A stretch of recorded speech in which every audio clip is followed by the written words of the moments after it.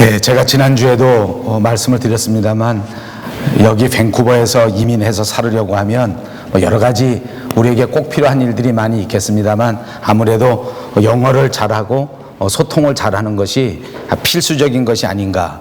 말을 잘 못하면 자연히 우리가 소통이 안 되고 또 친구 관계를 잘 맺을 수가 없고 또 사업을 해도 비즈니스가 아주 어려워지는 경우를 많이 봅니다. 저는 지난 한 2주간 정도 다른 목사님의 안내를 받아서 이곳 일대에서 자기 사업을 하는 조그마한 자기 사업을 하는 분들을 이렇게 돌아다니면서 볼 수 있는 기회가 있었습니다.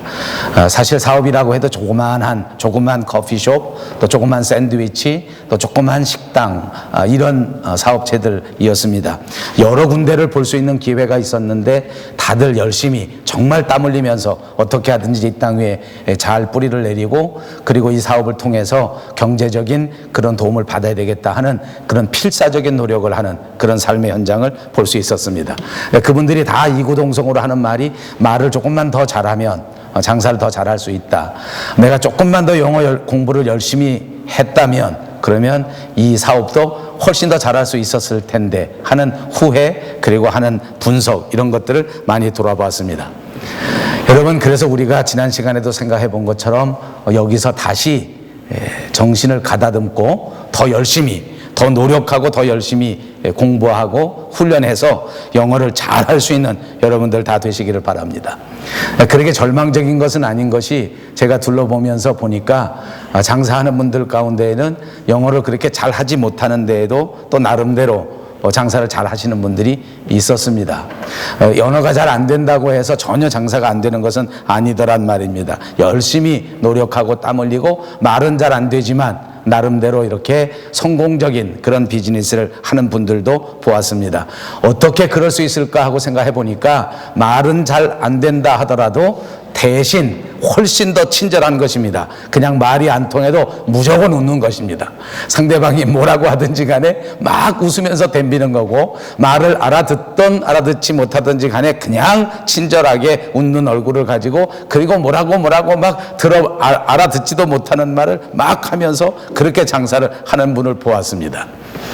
이런 분들은 영어가 잘 안 된다고 할지라도 아마 그런 긍정적인 태도 때문에 또는 아주 밝고 명랑하고 친절한 그런 태도 때문에 언어 장벽도 넘고 여러 가지 부족한 부분도 다 극복한 채 열심히 살아가는 만큼 열매를 얻고 잘 되는 것 아닌가 이런 생각을 해보게 되었습니다. 사랑하는 여러분, 다시 축복합니다. 이제 적응하시기 위해서 영어 공부, 영어 훈련도 더 열심히 하시고 이렇게 친절하게 긍정적이고 밝은 삶의 태도도 훨씬 더 많이 훈련하셔서 반드시 성공하시는 여러분 되시기를 주님의 이름으로 축복합니다. 여러분, 표현할 수 있는 가장 친절한 모습, 가장 친절한 표정으로 인사합니다. 안녕하세요. 그렇게 해가지고 어디 성공하겠어요? 다시 이 세상에서 가장 친절한 표정, 친절한 태도, 친절한 말투 모든 것을 다 동원하셔서 인사합니다. 사랑합니다. 인사가 잘 안 되죠? 왜 안 되는지 아십니까? 여전히 저와 여러분의 마음속에는 여러 생각, 여러 근심, 여러 걱정 이것이 떠나지 않기 때문에 아무리 열심히 밝은 표정을 지으려고 해도 어딘가 어두운 모습이 그대로 남아있고 아무리 친절한 태도를 하려고 할지라도 그것이 잘 안 되지 않나. 우리 현대를 살아가는 현대인들에게 있어서 가장 큰 적은 바로 이 근심, 이 걱정입니다. 많은 사람들이 근심에서 헤어나지 못하고 걱정 때문에 시달리면서 살아가는 것이 우리의 현실입니다. 요즘 가장 많이 팔리는 약들이 바로 신경안정제 계통의 약이라는 분석도 있습니다. 스스로 잠을 잘 수 없기 때문에 약의 기운을 빌어서 약의 효력을 빌어서 잠을 청하는 것이 현실입니다. 스스로 자기 마음을 다스리지 못하고 스스로 자기 마음을 조절할 수 없기 때문에 약을 먹고 약의 힘으로 자기 마음의 평안을 찾으려고 합니다. 근심 그리고 걱정 이것은 인간을 괴롭히는 가장 무서운 대적이라고 할 수 있을 것입니다. 사실 병보다 더 무서운 것이 뭔지 압니까? 질병 때문에 염려하고 질병 때문에 근심하는 것입니다. 내가 혹시 암에 걸린 것이 아닌가? 내가 혹시 폐가 나쁜 것이 아닌가? 아하, 이것이 무슨 흉한 병이 아닌가? 이렇게 생각하는 것이 더 무섭습니다. 그것만 무서운 것이 아니라 더 한심한 걱정도 있습니다. 혹시 내가 병 걸리면 어떡하나? 나도 이런 병에 걸리면 어떡하나 하는 것을 염려하고 그것을 걱정하는 것, 그것이야말로 오늘을 살아가는 우리들에게 가장 무서운 대적 가운데 하나일 것입니다.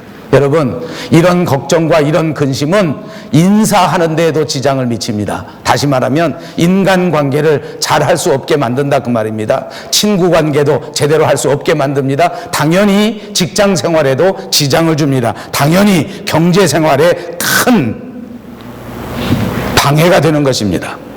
근심이 많고 걱정이 많으니 인사가 될 리가 없지 않습니까? 여러분, 걱정과 근심이 내 마음을 확 사로잡아 버리면 인사는커녕 다른 사람에 대한 생각 자체가 떠오르지 않습니다. 다른 사람에게 관심을 가질 수가 없습니다. 함께 앉아 있지만 옆에 사람이 무엇하는지 전혀 내 마음속에 들어오지 않습니다. 내 걱정과 내 근심이 내 마음을 짓눌러 버리기 때문입니다. 함께 있어도 다른 사람에게 관심을 갖지 못한다면 당연히 좋은 관계를 유지할 수가 없습니다. 많은 사람들이 걱정, 근심에 휘둘리면서 살아갑니다. 어떤 사람은 걱정, 근심 때문에 여행을 못합니다. 제가 잘 아는 제 친구분 하나는 어느 날부터 해외여행을 가지 않습니다. 왜 그런가 했더니 어느 날 밤에 잠을 자는데 꿈속에서 그런 꿈을 꾸었답니다. 비행기 타고 가다가 갑자기 비행기가 뻥 터져서 추락해버리는 꿈을 꾸었습니다. 그 이후로 절대 비행기를 타지 않습니다. 회사에 중요한 일이 있어도 가지 않습니다. 자녀들이 외국에서 유학을 하고 있는데도 절대 방문하지 않습니다. 아이 보고 오라고 합니다. 제가 그 친구분에게 말했습니다. 애들이 오다가 뻥 터지면 어떡하는가 하고 물었더니 그건 그 아이의 일이고 나는 탈 수 없다. 절대 못 갑니다. 여행 가기 전에 비행기 타는 것 때문에 염려하고 걱정하는데 어떻게 타겠습니까? 여러분, 염려와 걱정이 많은 사람은 화장실을 갈 때도 절절절절 맵니다. 혹시 내가 정상적으로 잘 들어갔다가 걸어 나오지 못하는 것 아닌가? 미리 걱정하는 것입니다. 여러분, 염려와 걱정이 많으면 결단코 큰 일을 할 수 없습니다. 위대한 일을 할 수가 없습니다. 개인뿐만 아닙니다. 교회도 마찬가지입니다. 교회 안에 걱정거리가 많다고 하면, 교회 안에 근심거리가 많다고 하면 큰 일을 감당할 수 없습니다. 위대한 일을 할 수가 없습니다. 선교하는 일도 감당하지 못합니다. 교육하는 일도 절대로 감당할 수가 없습니다. 이 일을 시도했다가 실패하면 어떡하나?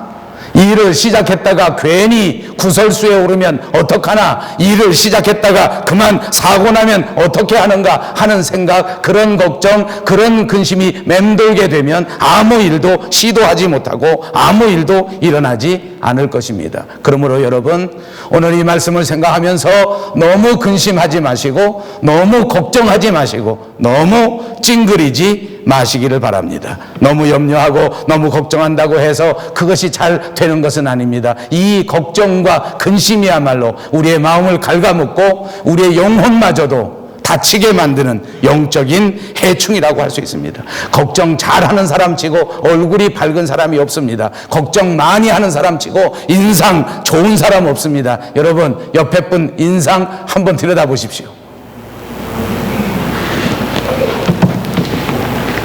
들여다보란다고 들여다보는 분들이 안 들여다보셔도 됩니다. 너무 걱정하면 얼굴에 다 써 있는 것 같아요. 여러분, 얼굴에 염려와 걱정과 근심을 써갖고 다니는 사람은 절대 큰일 할 수 없습니다. 성공할 수 없습니다. 좋은 일 감당할 수 없습니다. 그러므로 우리는 이 염려와 걱정 어떻게 극복하는가 하는 것이 아주 중요한 지혜인 줄 믿습니다. 물론 우리가 살아가는 동안 우리 환경 때문에 염려와 걱정이 들어올 수밖에 없는 것이 우리의 현실입니다. 염려와 걱정이 전혀 없다, 그것은 거짓말일 것입니다. 환경이 어려우면 근심이 생깁니다. 환경이 어려우면 당연히 염려가 생기는 것입니다. 그런데 그 어려운 환경, 그 어려운 상황을 어떻게 극복하는가 하는 것이 우리에게 지혜가 된다는 말입니다. 이 지혜를 얻는다고 하면, 이런 지혜를 가지기만 하면 여러분, 조금 근심스러운 환경마저도, 조금은 힘든 역경마저도 오히려 우리에게 더 큰 교훈을 주고 더 큰 가르침을 주어서 우리의 삶이 훨씬 더 도약할 수 있는 아름다운 인생으로 만들어 줄 줄로 믿습니다. 그러므로 살면서 역경을 극복할 수 있는 지혜, 염려와 근심을 극복할 수 있는 지혜, 이것은 정말 정말 중요합니다. 믿음만이 이런 지혜를 우리에게 줄 줄로 믿으시기를 바랍니다. 더 큰 믿음을 가지시고 이토록 아름다운 지혜를 충만하게 받으셔서 어떠한 여건 속에서도 근심과 걱정을 극복하고 승리하는 저와 여러분 꼭 되시기를 바랍니다. 오늘 주님께서는 본문의 말씀을 통하여 환경을 극복할 수 있는 믿음의 지혜에 대하여 말씀하시는 것입니다. 이제 주님께서는 십자가 위에 죽으실 때가 되었습니다. 당신께서 십자가 위에 죽으시게 되면 이제부터 남은 이 위대한 하나님의 나라의 사역을 이 제자들이 다 감당해야 됩니다. 그들은 예수님의 말씀을 들고 세계에 나가 땅끝까지 하나님의 말씀을 전해야 될 복음화의 역군이 되어야 할 것입니다. 그런데 제자들의 모습을 보니까 이 제자들은 자기 선생님이 없어질 것에 대하여 염려하고 근심하고 걱정하느라고 아무것도 생각하지 못하고 있습니다. 다들 두려움에 벌벌 떨면서 자기가 해야 할 일을 생각하지 못하고 자기 사명을 감당할 그런 계획도 하지 못하고 있었습니다. 그래서 1절에 이렇게 말씀하십니다. 너희는 마음에 근심하지 말라. 하나님을 믿으니 또 나를 믿으라. 그리고 27절에는 너희는 마음에 근심하지도 말고 너희는 마음에 두려워하지도 말라고 말씀해 주셨습니다. 사랑하는 여러분, 여기서 우리가 알아야 할 것은 주님은 무작정 근심하지 말라 하고 말씀만 하신 것이 아니라 어떻게 하면 걱정하지 않고 근심하지 않을 수 있는가 하는 것에 대하여 자세한 방법을 우리에게 가르쳐 주셨습니다. 저는 오늘 그 가르침을 다시 한번 되새겨 보려고 합니다. 첫 번째, 근심과 걱정을 극복하려고 하면 영원한 천국을 생각하셔야 합니다. 영원한 천국을 생각하는 것입니다. 예수님께서는 우리에게 가르쳐 줍니다. 걱정과 근심이 생길 때 하나님의 나라를 생각하고 천국을 바라보면서 천국에 소망을 두라고 우리에게 말씀해 주십니다. 2절과 3절에 말씀하시지 않습니까? 내 아버지 집에 거할 곳이 많다. 그렇지 않으면 내가 너희에게 일렀으리라. 내가 너희를 위하여 처소를 예비하러 가노니 가서 너희를 위하여 처소를 예비하면 내가 다시 와서 너희를 내게로 영접하여 나 있는 곳에 너희도 있게 하리라. 그렇습니다. 주님께서는 십자가에 달려 돌아가심으로써 믿는 사람들이 머무를 수 있는 새로운 처소를 예비하고 준비하신다는 것입니다. 그리고 그 준비하시는 모든 일들을 다 완료하시고 나면 다시 우리에게 돌아오셔서 다시 우리를 데리고 가셔서 다시 우리와 함께 아름다운 영원한 생명을 누리도록 만들어 주신다고 말씀하신 것입니다. 그렇습니다. 예수님께서는 그 약속 그대로 부활하셔서 부활의 첫 열매가 되셨습니다. 하나님을 믿고 하나님을 따르는 자들은 누구든지 하나님께서 챙겨주셔서 하나님이 붙잡아 주셔서 하나님이 예비하신 하나님의 나라 천국에 들어가게 만들어 주신다는 약속인 줄로 믿습니다. 여러분, 저와 여러분을 하나님께서는 기억해 주셔서 우리의 손을 붙들고 그 아름다운 장중에 우리를 품어주시고 우리를 주님께서 예비하신 그 하나님의 나라, 다시는 눈물이 없고 다시는 걱정이 없는, 다시는 의심이 없는 그 하나님의 나라에 이끌어 주신다는 사실을 믿으시기를 바랍니다. 하나님의 나라는 어떤 곳입니까? 요한계시록 21장 4절에 보니까 그 하나님의 나라에는 다시 사망이 없고 다시 죽음이 없다고 말씀해 주셨습니다. 눈물이 없다고 합니다. 애통하는 일도 전혀 없다고 말씀합니다. 더 이상 아플 일이 없습니다. 더 이상 곡하는 일이 없습니다. 이런 천국을 생각만 해도 위로가 되지 않습니까? 이 천국을 생각하십시오. 이 천국을 바라보는 한 여러분의 삶의 현장에 다시 기쁨이 강처럼 충만케 될 줄로 믿습니다. 사실 우리가 살아가고 있는 현실은 그렇게 녹록하지 않습니다. 그렇게 간단하지 않습니다. 그러나 현실이 조금 어렵다고 할지라도, 그러나 현실이 조금 힘들다고 할지라도 이 모든 어려운 현실을 극복할 수 있는 것은 천국 하나님의 나라를 바라보는 소망인 줄로 믿습니다. 물론 걱정이 너무 많으면, 근심이 너무 많으면 이런 말씀, 이런 설교도 귀에 들어오지 않습니다. 지금 당장 내가 살아나가기가 얼마나 힘드는데, 지금 당장 먹고 살기도 이렇게 힘드는데 무슨 하나님의 나라냐? 내일 하나님의 나라는 중요하지 않다. 오늘 당장 내가 이렇게 힘드는데, 이렇게 생각하고 이렇게 말하는 분도 있을지 모릅니다. 그러나 여러분, 그렇게 말하는 자체가 믿음이 없기 때문이요, 하나님의 나라를 제대로 알지 못하기 때문입니다.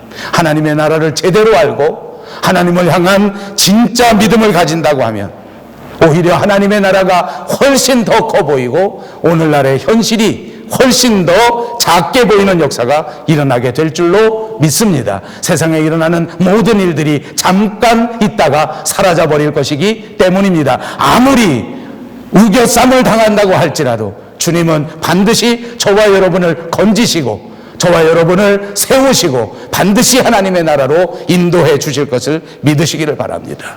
하나님의 나라에 마음을 두십시오. 하나님의 나라를 날마다 생각하십시오. 아무리 어려운 고통이 온다고 할지라도, 아무리 큰 근심이 우리를 덮는다고 할지라도 이 영원한 나라를 바라보고 이 영원한 세계를 소망한다고 하면 우리의 눈물을 씻겨주시는 주님께서 바로 여러분 앞에 나타나게 되실 줄로 믿습니다. 근심과 걱정을 대체하는 두 번째 방법은 주님을 위해서 일하는 것입니다. 여러분, 근심과 걱정이 우리를 덮을 때, 큰 고민이 생길 때 이 고민을 이겨버리고 극복할 수 있는 것은 일어나 떨쳐버리고 열심히 일하는 것입니다.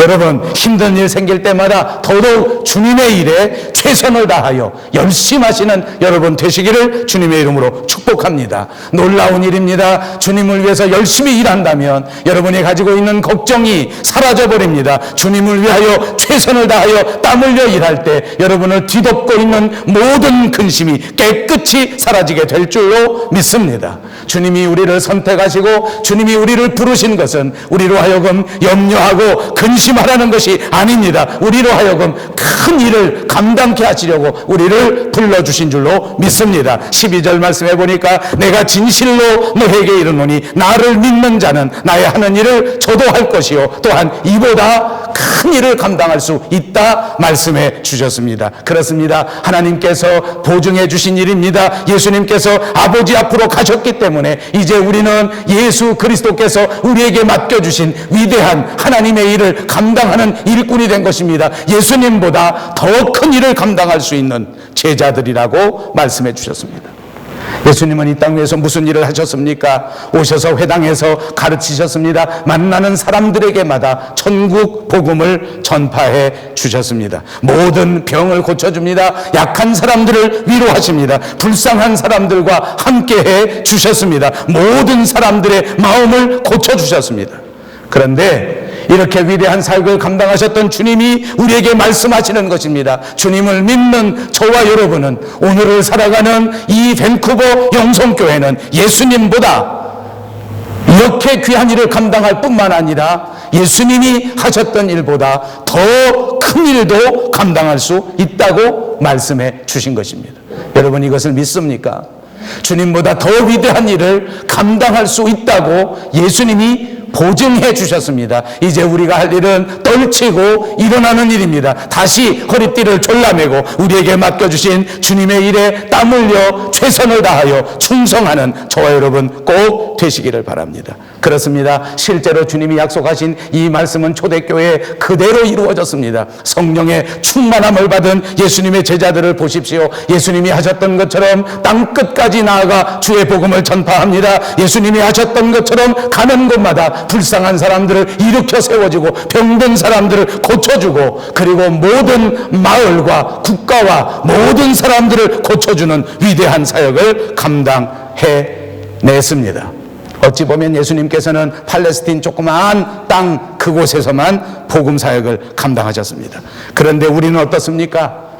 이 조그마한 땅, 남한 땅 반도 안 되는 곳에서 사역하셨던 예수님보다도 훨씬 더 넓은 땅에 와서 넓은 곳에서 주의 일을 감당하는 제자들이 되지 않았습니까? 얼마나 놀라운 일입니까?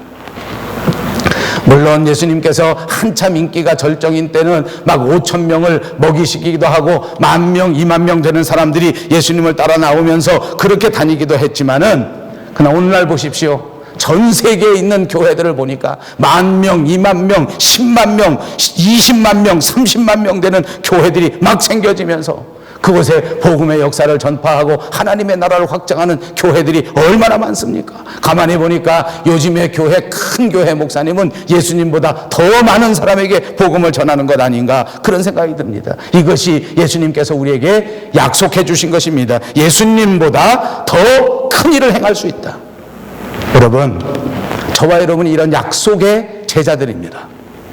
여기서 근심하고 걱정하고 내 한 몸 어떻게 먹고 어떻게 사느냐, 우리 식구 하나 어떻게 안전하게 되느냐, 어떻게 성공하느냐, 이렇게 살아가는 것으로 만족할 사람들이 아니라 훨씬 더 큰 일을 감당할 수 있는. 그러니까 여러분, 하나님의 제자가 된 저와 여러분은 이제 더 이상 젖먹이 어린 나이가 아닙니다. 이제 성도는 하나님 앞에 부름받았기 때문에 젖먹이 어린애처럼 그냥 하루 종일 칭얼칭얼 대고 있는 것이 아니라 예수님이 하신 일을 따라하고 예수님보다 훨씬 더 큰 일을 감당할 수 있는 그런 사람이라는 사실을 믿고 큰 일을 감당하는 사람이 돼야 될 줄로 믿습니다. 한 번 더 합시다. 옆에 있는 분에게 인사합니다. 큰일 하시기 바랍니다. 네, 큰일 하기 위해 부르심을 받았습니다. 그런데 우리는 어떻게 하고 있습니까? 이까지 세상 사는데 물질적인 문제 때문에 벌벌 떱니다. 이까지 세상 살면서 몸 조금 아픈 것 때문에 벌벌 떱니다. 제 아내는 보니까 머리 하얘지는 것 때문에 벌벌 떱니다. 어떡하지 오늘. 머리 하얀데 어떡하지? 그까짓 건 아무것도 아닙니다. 주님이 우리에게 바라시는 건 큰일이라는 것입니다. 저도 오늘 아침에 여기 나오면서 벌벌 떱니다. 이 목소리가 감기가 들어가지고 나올 똥 말똥 하는데 나올까 안 나올까 벌벌 떨고 왔습니다. 그러나 그까짓 건 아무것도 아닙니다. 큰일하게 하실 건데 뭘 벌벌 떨고 궁상 떨고 근심하고 염려하고 걱정하고. 아니요, 큰일 할 사람들입니다. 또 한 번 인사하십시오. 큰일 하시기 바랍니다. 여러분, 큰일 해야 되는데 그냥 가만히 있어가지고는 큰일 안 됩니다.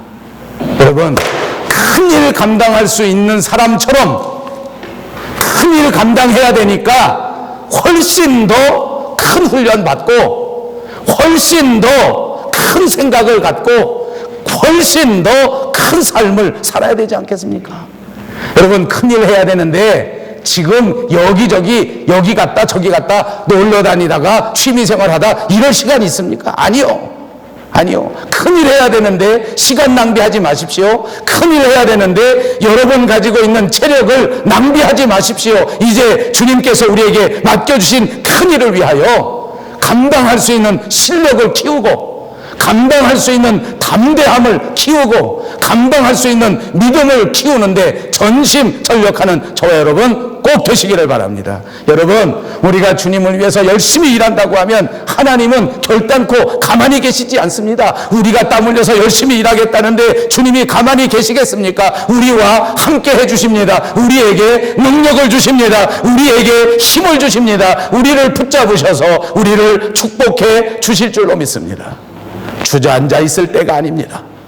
주님을 위하여 일어날 때입니다. 시간 버리고 낭비할 때가 아닙니다. 충성으로 큰 일을 감당하는 저와 여러분 꼭 되시기를 바랍니다. 마지막 근심과 걱정을 극복하는 방법은 바로 주님의 이름으로 기도하는 것입니다. 근심이 생길 때, 걱정이 생길 때 오늘 본문에 보니까 주님은 기도하라고 가르쳐 주십니다. 여러분, 물론 기도는 하나님 앞에 기도하기만 하면 금방 울던 사람이 금방 웃게 되는 그런 신기한 요소로 나뉠 것입니다. 아마 금방 몸이 아픈 사람이 기도하고 나면 금방 짱 하고 일어나는 그런 마술도 아닐 것입니다. 아니, 어떻게 보면 기도한다고 해서 모든 근심과 모든 걱정이 무조건 없어지는 그런 특효약도 아닐 것입니다. 그러나 여러분, 그럼에도 불구하고 기도하시면 우리 삶에 우리에게 밀려오는 모든 걱정과 근심을 이길 수 있는 능력을 베풀어 주실 것을 믿으시기 바랍니다. 주님은 우리의 기도를 들으시기 때문에 우리의 염려와 걱정을 아시고 어떻게 하든지 이 걱정과 이 근심을 극복할 수 있는 힘과 능력을 공급해 주신다는 말씀입니다. 빌립보서 4장 6절에서 7절에 보니까 아무것도 염려하지 말고 오직 모든 일에 기도와 간구로 너희 구할 것을 감사함으로 하나님께 아뢰라 말씀해 주셨습니다. 그리하면 모든 지각에 뛰어나신 하나님의 평강이 그리스도 예수 안에서 너의 생각과 너의 마음을 지켜주시리라. 저는 분명히 믿습니다. 주님 앞에 기도할 때 주님이 우리의 마음을 지켜주시고 주님이 우리의 생각을 지켜주셔서 허탄한 데 빠지지 않게 하시고 부정적인 데 빠지지 않게 하시고 실망감에 빠지지 않게 하시고 외로움에 빠지지 않게 하실 것입니다. 반드시 붙잡으셔서 주의 일을 감당할 수 있는 큰 일을 감당하는 위대한 일꾼으로 세워주실 것을 믿습니다. 바울도 우리에게 말씀합니다. 아무것도 염려하지 말고 기도하라고 합니다. 그러나 여러분, 사실 우리의 현실은 그렇지는 않습니다. 염려하지 않고 기도할 수 있는 사람이 있겠습니까? 기도할 때 아무 염려가 없을 수 있겠습니까? 아니요, 그럴 수는 없습니다.